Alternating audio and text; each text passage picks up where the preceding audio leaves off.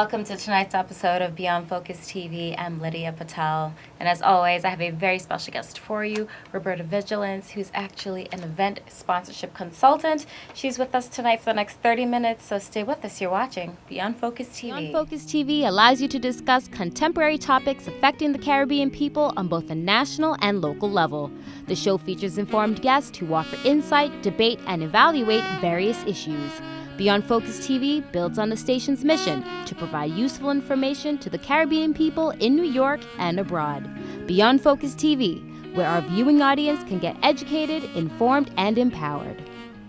Welcome back. You're watching Beyond Focus TV. I'm Lydia Patel, sitting here with event sponsorship consultant, Miss Roberta Vigilance.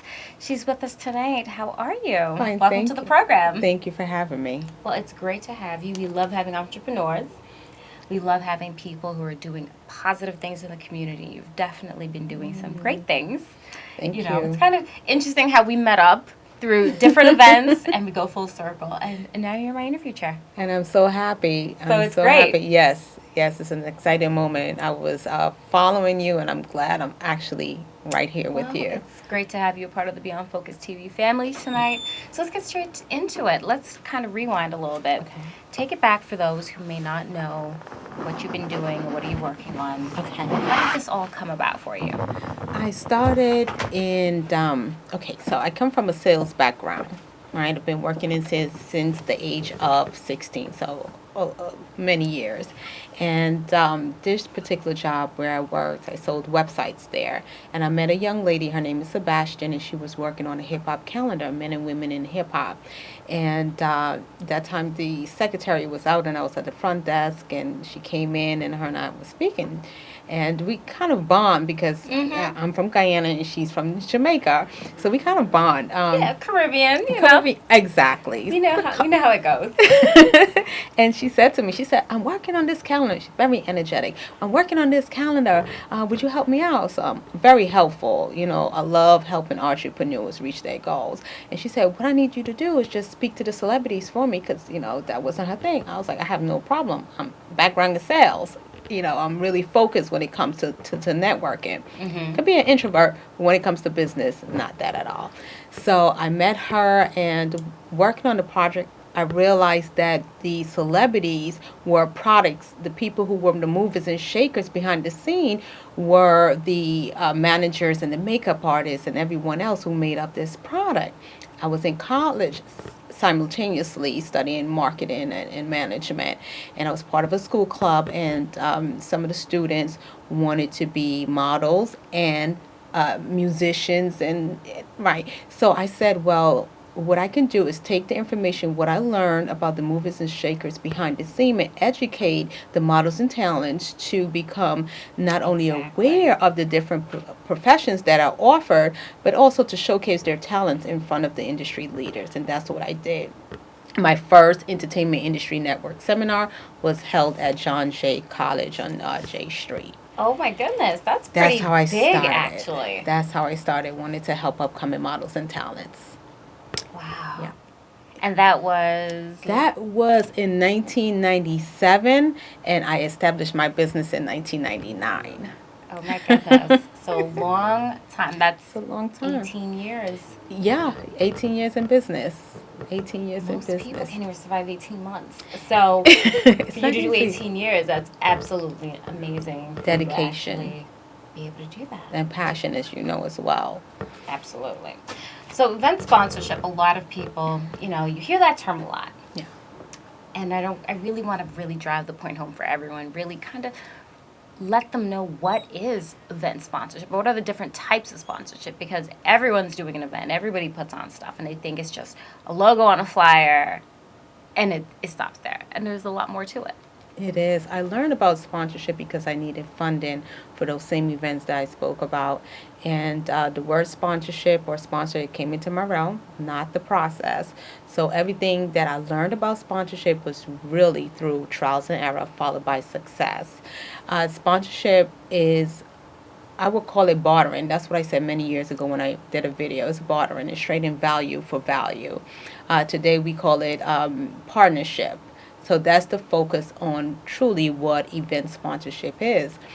it's two kinds of sponsorship. There's monetary sponsorship and there's in-kind sponsors. So one where the sponsor will cut you a check to have your event, to either cover the cost of your event in its entirety or to cover it just part of Partially. exactly. And then there's in-kind sponsorship where the sponsor will give you whatever it is that you need. If it's equipment or it could be food, alcohol, whatever it is. So those are the two kinds, monetary and in-kind sponsors. That's amazing, and a lot of time we see that even right here in Brooklyn. A lot of times, something that the community could relate to. Labor Day time, you see all those floats, you see banners on the trucks.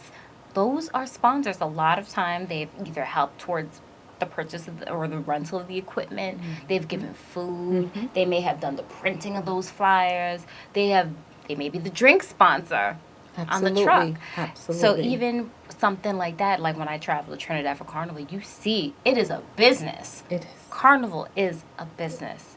Every major company is looking for a sponsorship opportunity. They want their branding to be associated. Even people make costumes representing the colors. If it's Heineken, you may have a green section.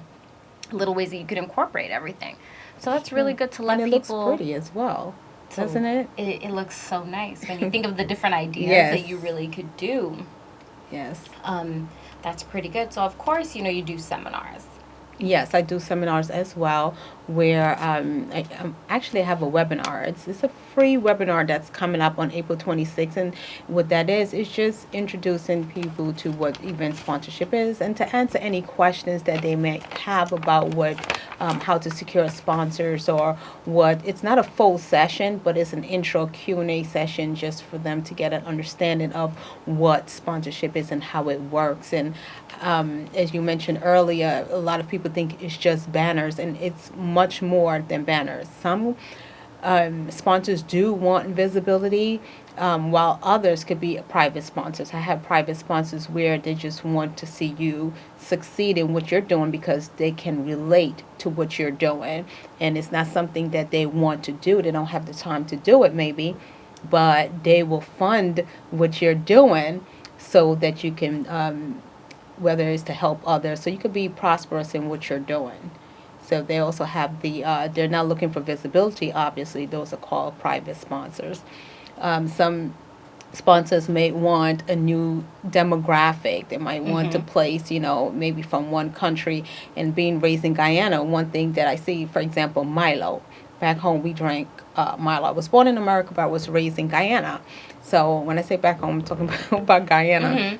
And Milo is a product that is here. But let's say there's an event where they can actually make that connection. You see what I'm going. So these are all, like you mentioned, creative ideas that can be offered to the sponsors within the sponsorship proposal. And even introduce them to new markets. Absolutely. A lot of times they want to cross over. They want to bring them into a whole new world of people, excuse me, who may not have ever drank a nutriment. Absolutely. Absolutely. Because for the general market, they only think of Ensure, when you know that nutriment very much has a lot of the same key nutrients. Absolutely. I just call it the Caribbean Ensure. So that's the geographic area as well as the demographic, and then you can, make it into a lifestyle or in Trinidad on the band, a Milo band. Exactly, and that's how things would be. Yes. Well, hold that thought. We'll take a quick break. We'll be right back. You're watching Beyond Focus TV. Stay with us.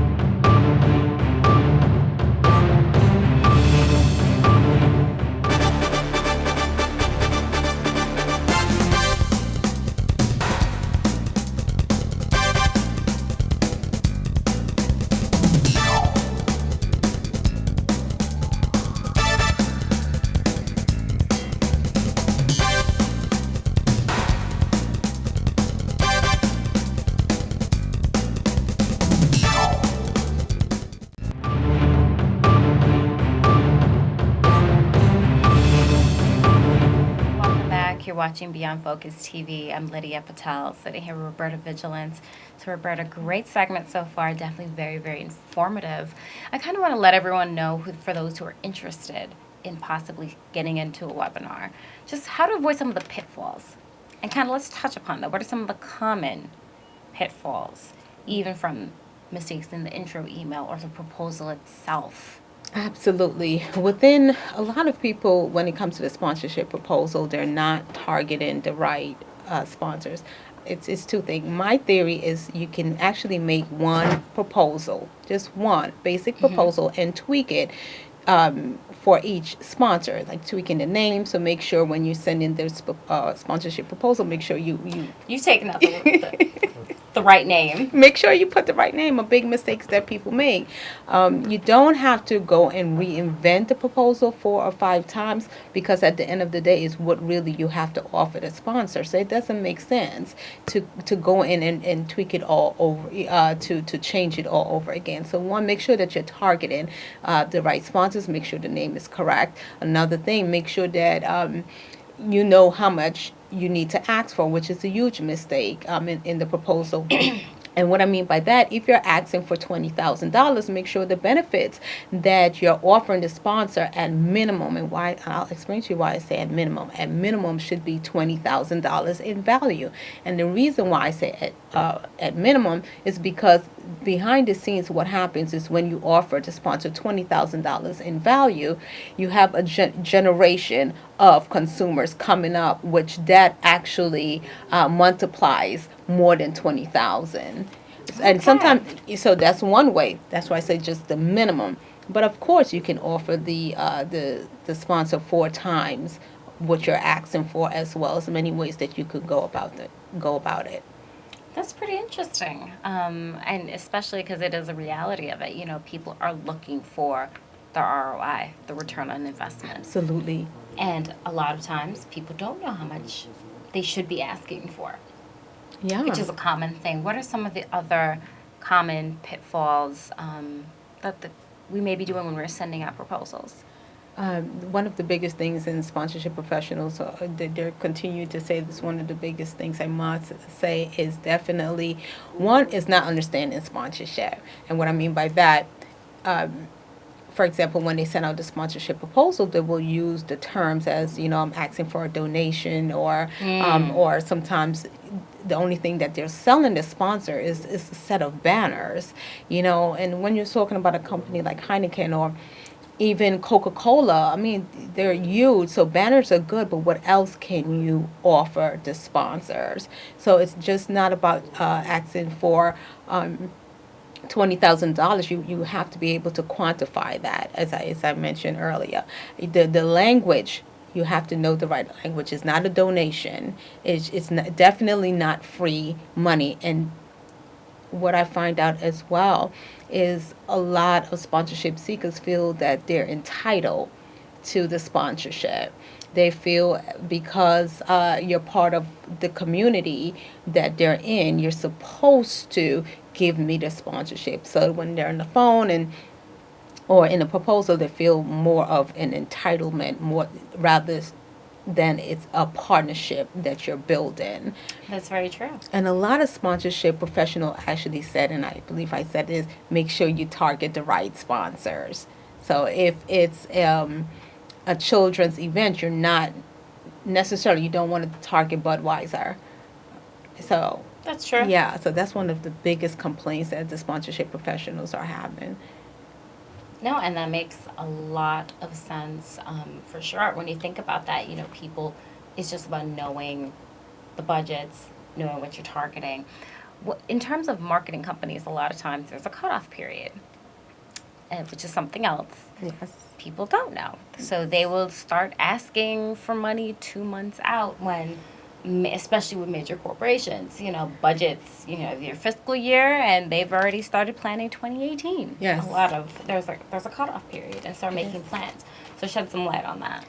I know sometimes it's January, and that's not something that I would tell a person not to do. It doesn't matter that there are cutoff periods. For example, January, they just finished in January. The finance company, they finished in January. Did all of them close off their budget? I don't know if all, but the ones that I was working with, January, they said get your sponsorship proposal in by January. Some say